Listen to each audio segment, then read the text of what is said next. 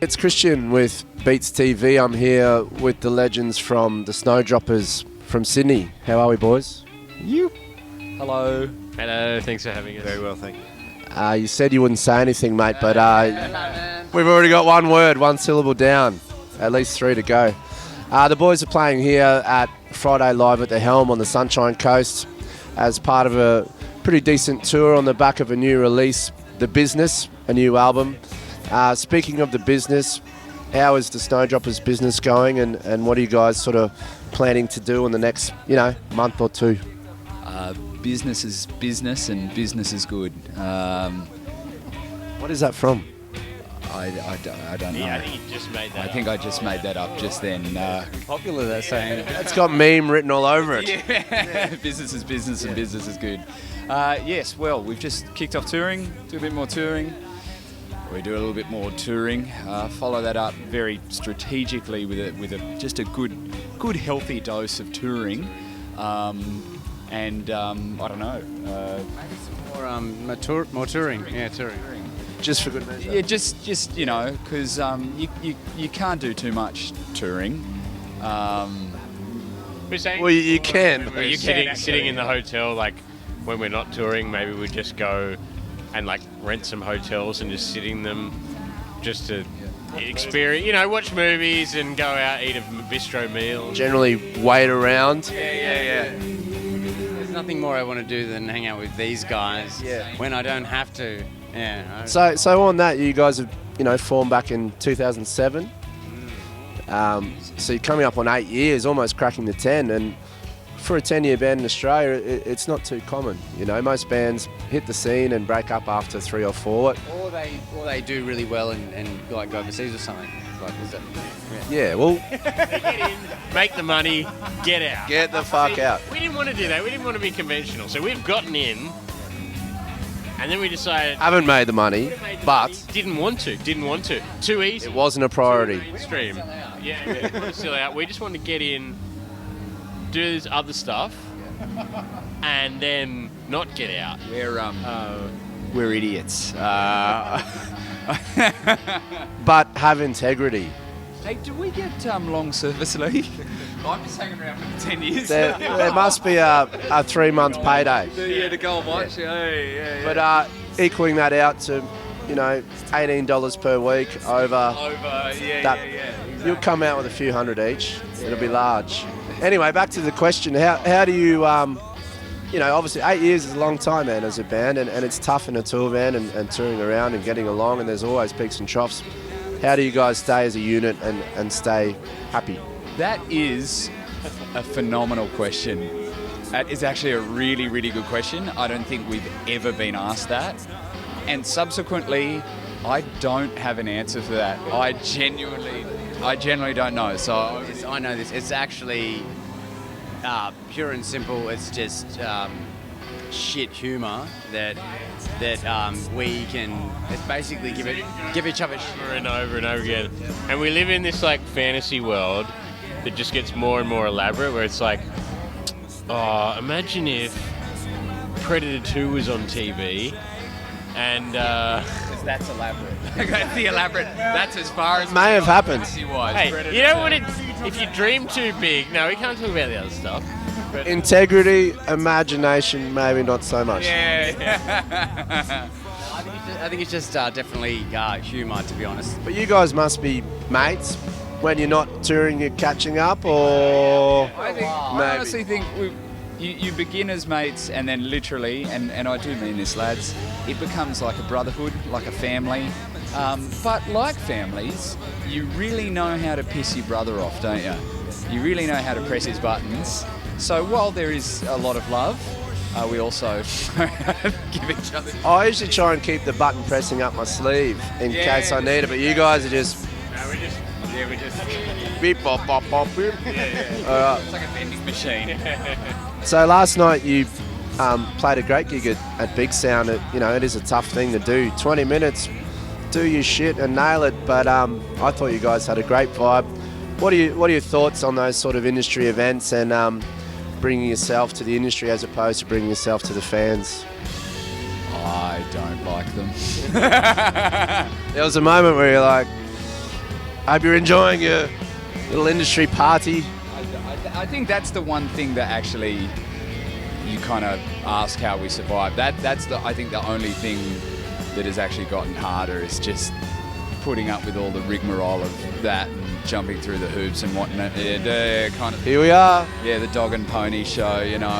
That becomes more and more difficult. But as you did last night, it's almost kind of the anti-show in your persona sometimes, but that works.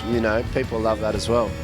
Yeah, I guess it's divisive. It can work, and sometimes it kind of it doesn't work. Some people like it, some people don't. But you did well anyway. Well received. Yeah, and on the back of that, there's talks that you might look to head over to Europe or something in the future. Is that a bit of a plan? Yeah, sure. Why not? Why not? We'd like to thank Beats Cartel for you heard it here first, bankrolling our 2016 Europe. Serbia, 2019. 2020, yeah. New Zealand, here we come. But no overseas plans? I think that's literally been the plan for about 8 years now. But yeah, I think we're getting closer to getting over there. And it's a real thing in Europe. I see a lot of mates bands who go over and play their blues and rock over there, and they've been slogging their guts out for up to 10 years in Australia, and with the distance and the low numbers, and all of a sudden 2 or 3 trips into Europe, they're playing to 400, 500, 600 people 4 or 5 nights of the week. There's got to be something over there. Or something, isn't it? Yeah. Originated in Europe, I'm sure. There's like a rich history of, I don't know what it is about Europe. I'm sure someone could tell me, but Europe likes, there is a lot of churches, and with oppression comes the want to party. Yeah. But no, like Australian rock bands, and especially Australian bands, have always done really well in Europe, and I don't really know why. Even right back to the 70s and 80s, like all those classic Australian bands seem to do well there. So I don't know why we haven't done it already. You know what I mean? But yeah. And someone told me North Korea on the cards. North Korea. All right. Yeah, there's been a little bit of a visa issue there recently. The new stuff that you're pushing out, I had the first listen last night, and not that your other stuff wasn't produced before, but it seems like you've made a real effort to create a song, and it seems a lot more radio friendly and full. And I don't know, have you tried a bit harder with the latest release to focus on the songwriting? Remember what we said before about selling out and being in a band for 10 years business? No, I think this time we just really took the time to kind of have a think about what we wanted to do, and it just really took the time in terms of writing the songs, and really spending time with the songs and sort of getting the songs to be the best they could be. I think it shows, man. It was great. What about the new single? How's that tracking? Any love on radio or all that sort of shit? Yeah, a bit, I think. Oh, is it? No, it's hard to tell. On community radio, definitely, or the one I listen to anyway. So it's a 3 a.m. slot. Yeah. All right. It's a little known. At 4 a.m. Paul, God. So as we're all in the same boat trying to make it, and unless you're on the back of Triple J or whatever, it can be quite tough. And we go to all this effort of touring and playing and releasing. How do you guys kind of approach it where you're still trying to be successful, but if you're not picked up by the Jays, it's hard?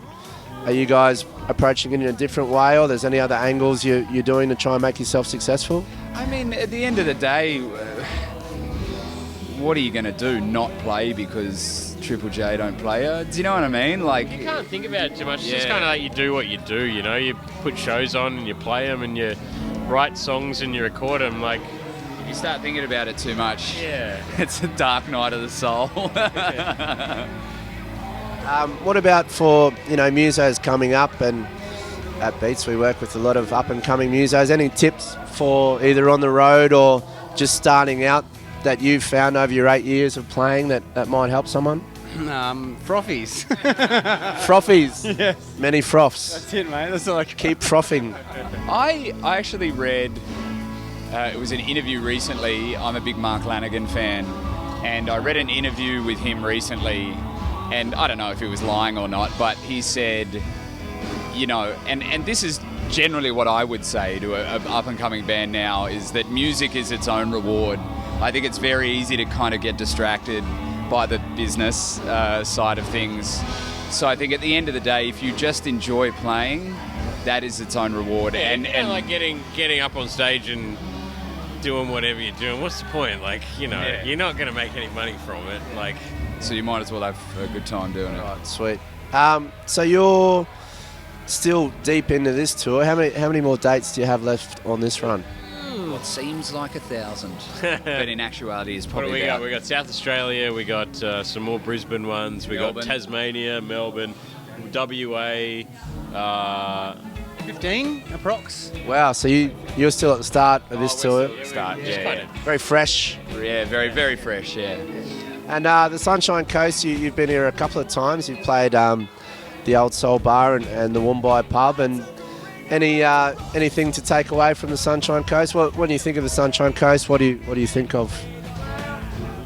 I'm just gonna say.